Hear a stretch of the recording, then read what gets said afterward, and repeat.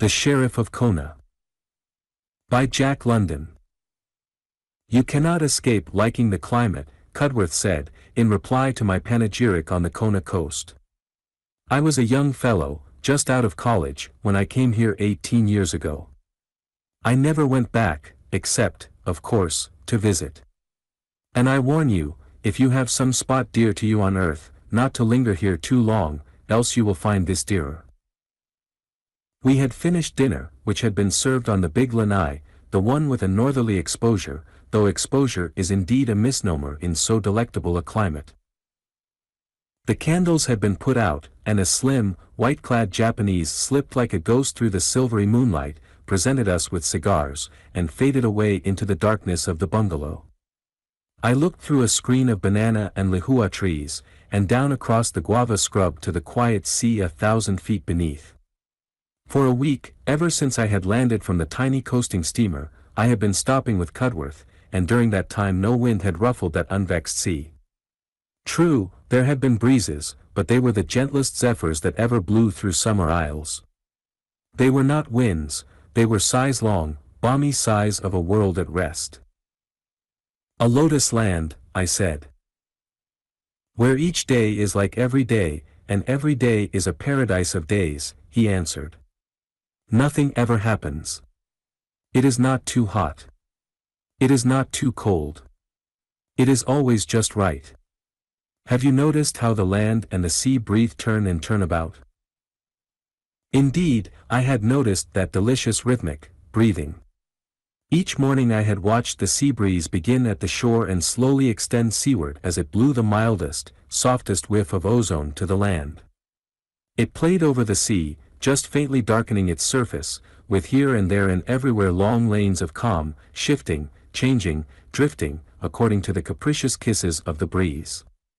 And each evening I had watched the sea breath die away to heavenly calm, and heard the land breath softly make its way through the coffee trees and monkey pods. It is a land of perpetual calm, I said. Does it ever blow here, ever really blow? You know what I mean. Cudworth shook his head and pointed eastward. How can it blow, with a barrier like that to stop it? Far above towered the huge bulks of Mauna Kea and Mauna Loa, seeming to blot out half the starry sky. 2.5 miles above our heads they reared their own heads, white with snow that the tropic sun had failed to melt. 30 miles away, right now, I'll wager, it is blowing 40 miles an hour. I smiled incredulously. Cudworth stepped to the lanai telephone. He called up, in succession, Waimea, Kohala, and Hamakua. Snatches of his conversation told me that the wind was blowing, rip-snorting and back-jumping. How long? Only a week. Hello, Abe, is that you? Yes, yes. You will plant coffee on the Hamakua coast. Hang your windbreaks. You should see my trees. Blowing a gale, he said to me, turning from hanging up the receiver. I always have to joke Abe on his coffee. He has 500 acres, and he's done marvels in windbreaking, but how he keeps the roots in the ground is beyond me. Blow. It always blows on the Hamakua side. Kohala reports a schooner under double reefs beating up the channel between Hawaii and Maui, and making heavy weather of it. It is hard to realize, I said lamely. Doesn't a little whiff of it ever eddy around somehow, and get down here? Not a whiff. Our land breeze is absolutely of no kin, for it begins this side of Mauna Kea and Mauna Loa. You see, the land radiates its heat quicker than the sea, and so, at night, the land breathes over the sea. In the day the land becomes warmer than the sea, and the sea breathes over the land. Listen. Here comes the land breath now, the mountain wind. I could hear it coming, rustling softly through the coffee trees, stirring the monkey pods, and sighing through the sugar cane. On the lanai the hush still reigned. Then it came, the first feel of the mountain wind, faintly balmy, fragrant and spicy, and cool, deliciously cool, a silken coolness, a wine-like coolness, cool as only the mountain wind of Kona can be cool. Do you wonder that I lost my heart to Kona 18 years ago? He demanded. I could never leave it now. I think I should die. It would be terrible. There was another man who loved it, even as I. I think he loved it more, for he was born here on the Kona coast. He was a great man, my best friend, my more than brother. But he left it, and he did not die. Love? I queried. A woman? Cudworth shook his head. Nor will he ever come back, though his heart will be here until he dies. He paused and gazed down upon the beach lights of Kailua. I smoked silently and waited. He was already in love with his wife. Also, he had 3 children, and he loved them. They are in Honolulu now. The boy is going to college. Some rash act? I questioned, after a time, impatiently. He shook his head. Neither guilty of anything criminal, nor charged with anything criminal. He was the Sheriff of Kona. You choose to be paradoxical, I said. I suppose it does sound that way, he admitted, and that is the perfect hell of it. He looked at me searchingly for a moment, and then abruptly took up the tale. He was a leper. No, he was not born with it. No one is born with it, it came upon him. This man, what does it matter? Light Gregory was his name. Every Kamena knows the story. He was straight American stock, but he was built like the chieftains of old Hawaii. He stood 6 feet 3. His stripped weight was 220 pounds, not an ounce of which was not clean muscle or bone. He was the strongest man I have ever seen. He was an athlete and a giant. He was a god. He was my friend. And his heart and his soul were as big and as fine as his body. I wonder what you would do if you saw your friend, your brother, on the slippery lip of a precipice, slipping, and you were able to do nothing. That was just it. I could do nothing. I saw it coming, and I could do nothing. My God, man, what could I do? There it was, malignant and incontestable, the mark of the thing on his brow. No one else saw it. It was because I loved him so, I do believe, that I alone saw it. I could not credit the testimony of my senses. It was too incredibly horrible.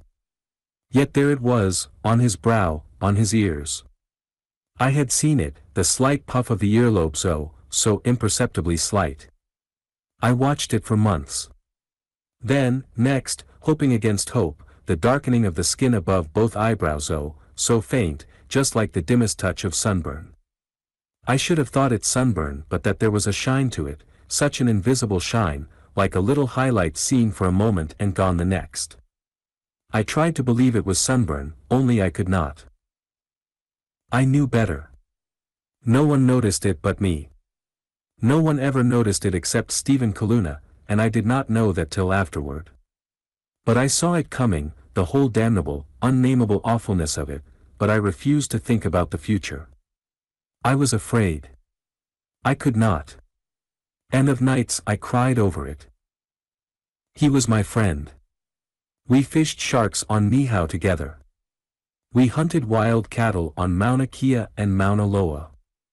We broke horses and branded steers on the Carter Ranch. We hunted goats through Haleakala. He taught me diving and surfing until I was nearly as clever as he, and he was cleverer than the average Kanaka. I have seen him dive in 15 fathoms, and he could stay down 2 minutes. He was an amphibian and a mountaineer. He could climb wherever a goat dared climb.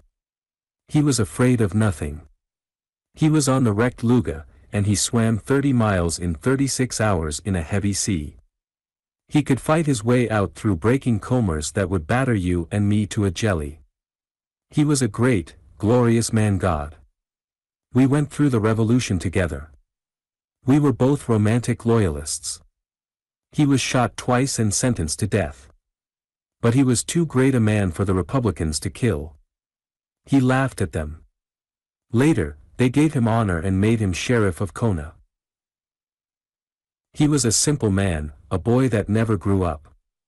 His was no intricate brain pattern. He had no twists nor quirks in his mental processes. He went straight to the point, and his points were always simple. And he was sanguine. Never have I known so confident a man, nor a man so satisfied and happy.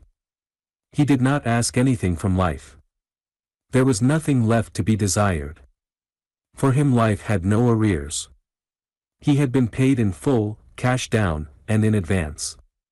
What more could he possibly desire than that magnificent body, that iron constitution, that immunity from all ordinary ills, and that lowly wholesomeness of soul? Physically he was perfect. He had never been sick in his life.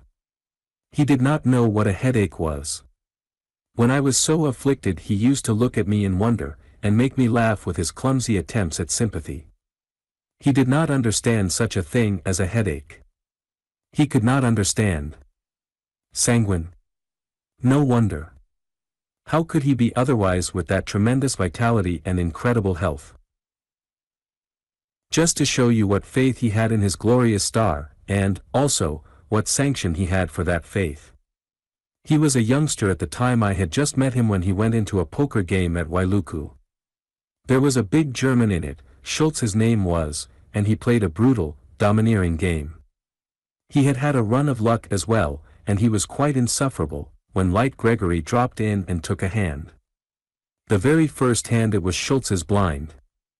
Light came in, as well as the others, and Schultz raised them out all except Light. He did not like the German's tone, and he raised him back. Schultz raised in turn, and in turn Light raised Schultz. So they went, back and forth. The stakes were big. And do you know what Light held? A pair of kings and 3 little clubs. It wasn't poker. Light wasn't playing poker. He was playing his optimism. He didn't know what Schultz held, but he raised and raised until he made Schultz squeal, and Schultz held 3 aces all the time. Think of it.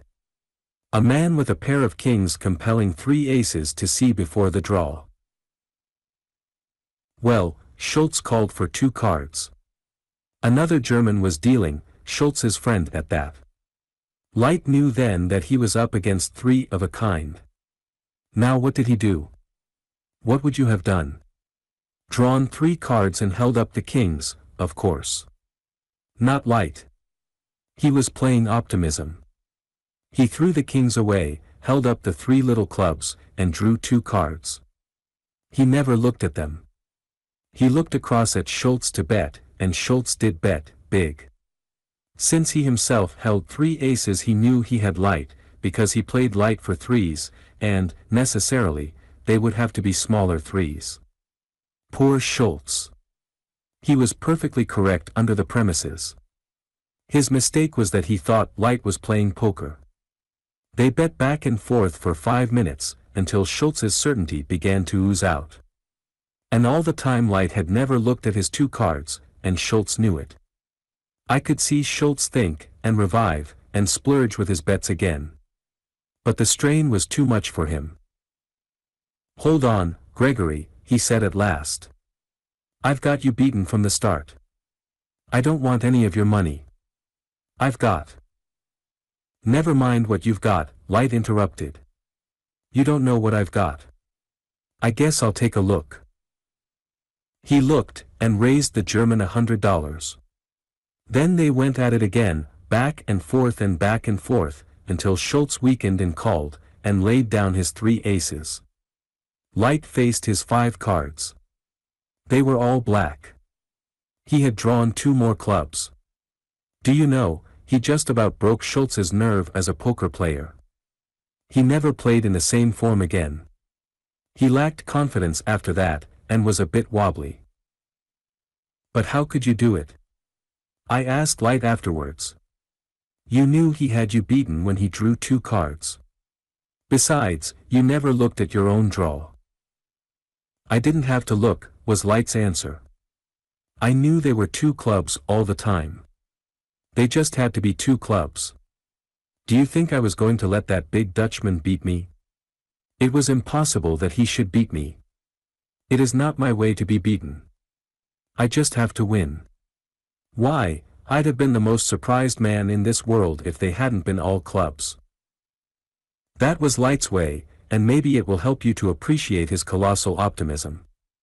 As he put it, he just had to succeed, to fare well, to prosper. And in that same incident, as in 10,000 others, he found his sanction. The thing was that he did succeed, did prosper. That was why he was afraid of nothing. Nothing could ever happen to him. He knew it, because nothing had ever happened to him. That time the Luga was lost and he swam 30 miles, he was in the water 2 whole nights and a day. And during all that terrible stretch of time he never lost hope once, never once doubted the outcome. He just knew he was going to make the land. He told me so himself, and I know it was the truth. Well, that is the kind of a man Light Gregory was. He was of a different race from ordinary, ailing mortals. He was a lordly being, untouched by common ills and misfortunes. Whatever he wanted he got. He won his wife, one of the Carruthers, a little beauty from a dozen rivals. And she settled down and made him the finest wife in the world. He wanted a boy. He got it. He wanted a girl and another boy. He got them. And they were just right, without spot or blemish, with chests like little barrels, and with all the inheritance of his own health and strength. And then it happened. The mark of the beast was laid upon him. I watched it for a year. It broke my heart. But he did not know it, nor did anybody else guess it except that cursed Hapahaole, Stephen Kaluna. He knew it, but I did not know that he did. And yes, Doc Strobridge knew it. He was the federal physician, and he had developed the leper eye. You see, part of his business was to examine suspects and order them to the receiving station at Honolulu. And Stephen Kaluna had developed the leper eye. The disease ran strong in his family, and 4 or 5 of his relatives were already on Molokai. The trouble arose over Stephen Kaluna's sister. When she became suspect, and before Doc Strobridge could get hold of her, her brother spirited her away to some hiding place. Light was Sheriff of Kona, and it was his business to find her. We were all over at Hilo that night, in Ned Austin's. Stephen Kaluna was there when we came in, by himself, in his cups, and quarrelsome. Light was laughing over some joke, that huge, happy laugh of a giant boy. Kaluna spat contemptuously on the floor. Light noticed, so did everybody, but he ignored the fellow. Kaluna was looking for trouble. He took it as a personal grudge that Light was trying to apprehend his sister. In half a dozen ways he advertised his displeasure at Light's presence, but Light ignored him. I imagined Light was a bit sorry for him, for the hardest duty of his office was the apprehension of lepers. It is not a nice thing to go into a man's house and tear away a father, mother, or child, who has done no wrong, and to send such a one to perpetual banishment on Molokai. Of course, it is necessary as a protection to society, and Light, I do believe, would have been the first to apprehend his own father did he become suspect. Finally, Kaluna blurted out, "Look here, Gregory, you think you're going to find Kalaniwio, but you're not." Kalaniwio was his sister. Light glanced at him when his name was called, but he made no answer. Kaluna was furious. He was working himself up all the time. "I'll tell you one thing," he shouted. "You'll be on Molokai yourself before ever you get Kalaniwio there. I'll tell you what you are. You've no right to be in the company of honest men. You've made a terrible fuss talking about your duty, haven't you? You've sent many lepers to Molokai, and knowing all the time you belonged there yourself." I'd seen Light angry more than once, but never quite so angry as at that moment. Leprosy with us, you know, is not a thing to jest about. He made one leap across the floor, dragging Kaluna out of his chair with a clutch on his neck. He shook him back and forth savagely, till you could hear the half-caste's teeth rattling. "What do you mean?" Light was demanding. "Spit it out, man, or I'll choke it out of you." You know, in the West there is a certain phrase that a man must smile while uttering. So with us of the islands, only our phrase is related to leprosy.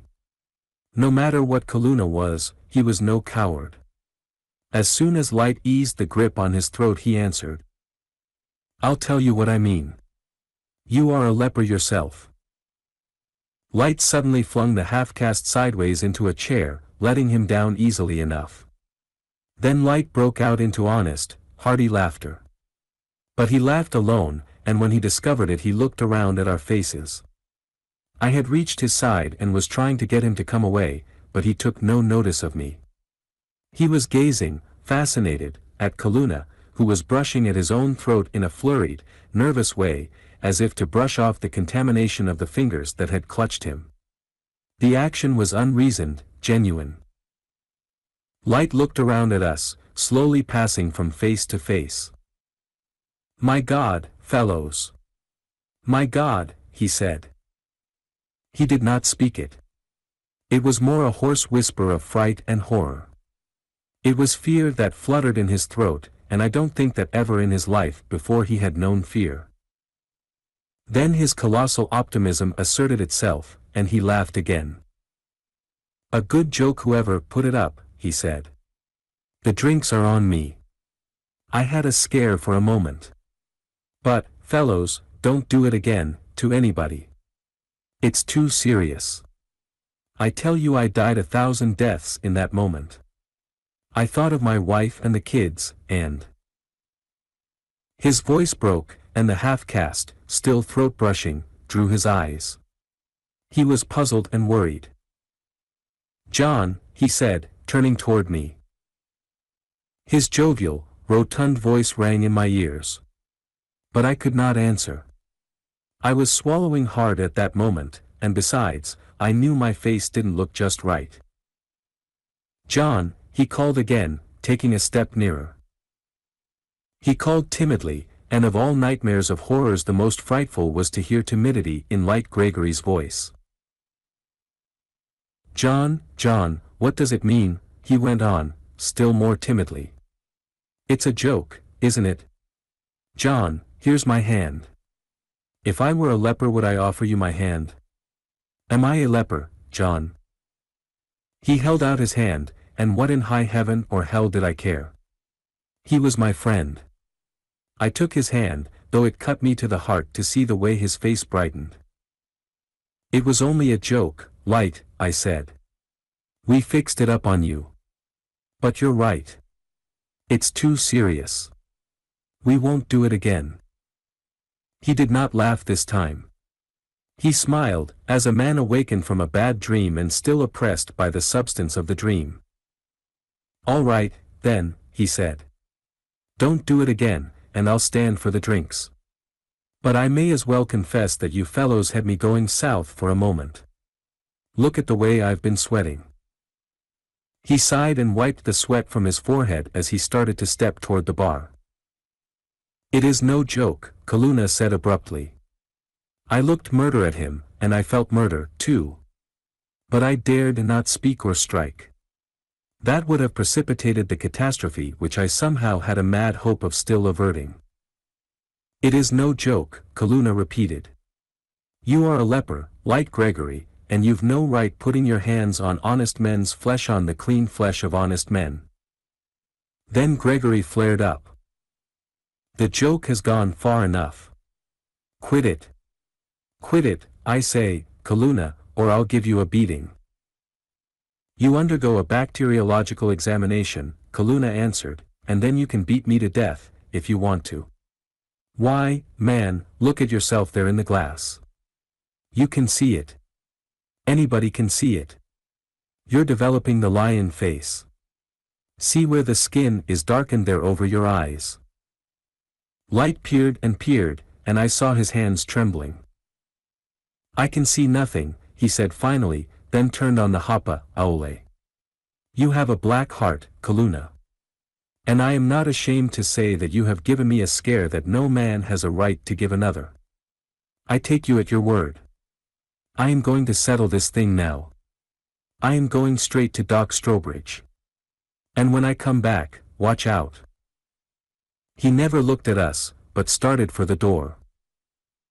"You wait here, John," he said, waving me back from accompanying him. We stood around like a group of ghosts. "It is the truth," Kaluna said. "You could see it for yourselves." They looked at me, and I nodded. Harry Burnley lifted his glass to his lips, but lowered it untasted. He spilled half of it over the bar. His lips were trembling like a child that is about to cry. Ned Austen made a clatter in the ice chest. He wasn't looking for anything.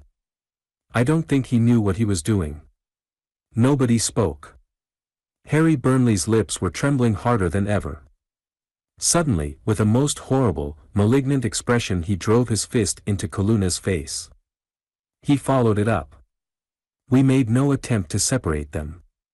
We didn't care if he killed the half-caste. It was a terrible beating. We weren't interested. I don't even remember when Burnley ceased and let the poor devil crawl away. We were all too dazed.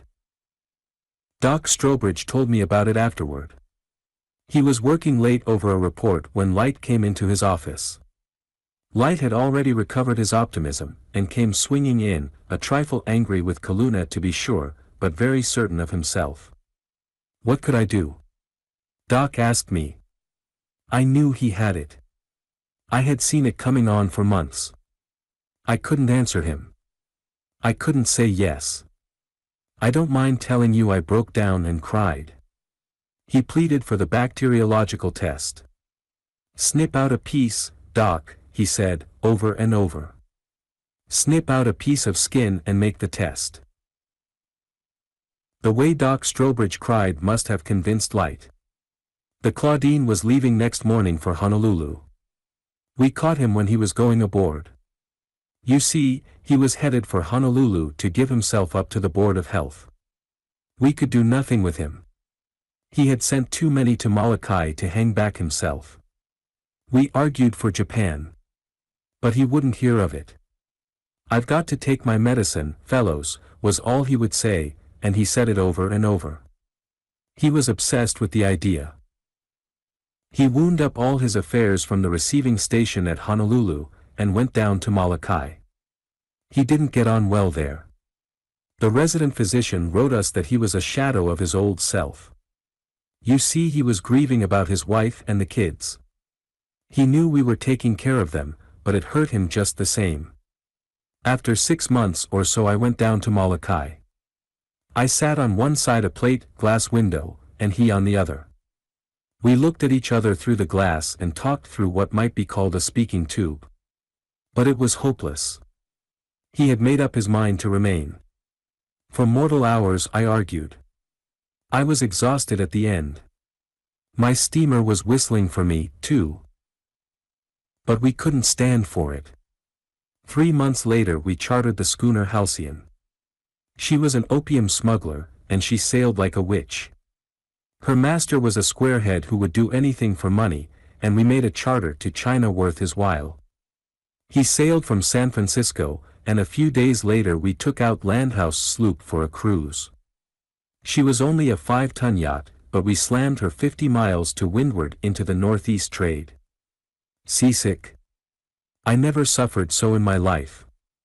Out of sight of land we picked up the Halcyon, and Burnley and I went aboard. We ran down to Molokai, arriving about 11 at night. The schooner hove to and we landed through the surf in a whaleboat at Kalawao, the place, you know, where Father Damien died. That squarehead was game. With a couple of revolvers strapped on him he came right along. The 3 of us crossed the peninsula to Kalaupapa, something like 2 miles. Just imagine hunting in the dead of night for a man in a settlement of over 1,000 lepers. You see, if the alarm was given, it was all off with us. It was strange ground, and pitch dark. The lepers' dogs came out and bayed at us, and we stumbled around till we got lost. The squarehead solved it. He led the way into the first detached house. We shut the door after us and struck a light. There were 6 lepers. We routed them up, and I talked in native. What I wanted was a kakua. A kakua is, literally, a helper, a native who is clean that lives in the settlement and is paid by the Board of Health to nurse the lepers, dress their sores, and such things. We stayed in the house to keep track of the inmates, while the squarehead led one of them off to find a kakua. He got him, and he brought him along at the point of his revolver. But the kakua was all right. While the squarehead guarded the house, Burnley and I were guided by the kakua to Light's house. He was all alone. "I thought you fellows would come," Light said. "Don't touch me, John. How's Ned, and Charlie, and all the crowd?" "Never mind, tell me afterward. I am ready to go now. I've had 9 months of it. Where's the boat?" We started back for the other house to pick up the squarehead. But the alarm had got out. Lights were showing in the houses, and doors were slamming. We had agreed that there was to be no shooting unless absolutely necessary, and when we were halted we went at it with our fists and the butts of our revolvers. I found myself tangled up with a big man. I couldn't keep him off me, though twice I smashed him fairly in the face with my fist. He grappled with me, and we went down, rolling and scrambling and struggling for grips. He was getting away with me, when someone came running up with a lantern. Then I saw his face.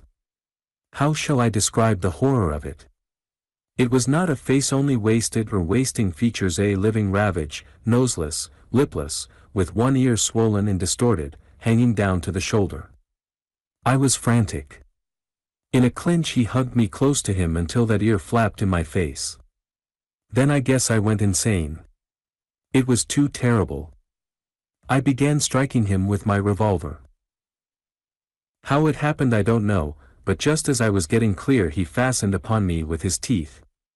The whole side of my hand was in that lipless mouth. Then I struck him with the revolver but squarely between the eyes, and his teeth relaxed. Cudworth held his hand to me in the moonlight, and I could see the scars. It looked as if it had been mangled by a dog. "Weren't you afraid?" I asked. I was. 7 years I waited. You know, it takes that long for the disease to incubate. Here in Kona I waited, and it did not come. But there was never a day of those 7 years, and never a night, that I did not look out on all this. His voice broke as he swept his eyes from the moon-bathed sea beneath to the snowy summits above. I could not bear to think of losing it, of never again beholding Kona. 7 years. I stayed clean. But that is why I am single. I was engaged. I could not dare to marry while I was in doubt. She did not understand. She went away to the States and married. I have never seen her since. Just at the moment I got clear of the leper policeman there was a rush and clatter of hoofs like a cavalry charge. It was the squarehead.